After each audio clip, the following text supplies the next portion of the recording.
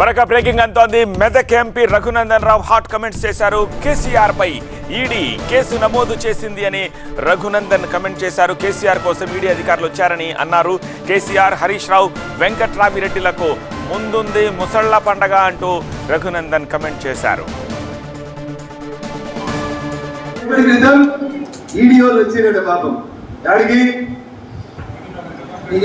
వెంకటరామిరెడ్డి దగ్గర రాలేదు.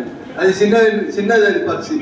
ముఖ్యమంత్రి, మాజీ ముఖ్యమంత్రి చంద్రశేఖరరావు గారి మీద ఈడీ ఇప్పుడే కొద్దిసేపటి క్రితం కేసు నమోదు చేసింది.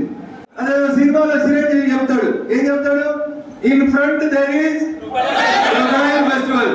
వెంకటరామిరెడ్డి గారికి ఉంటుంది క్రొకడైల్ ఫెస్టివల్, గౌరవనీయులు హరీష్ గారికి ఉంటుంది, మాజీ ముఖ్యమంత్రి చంద్రశేఖరరావు గారికి కూడా in front there is crocodile festival.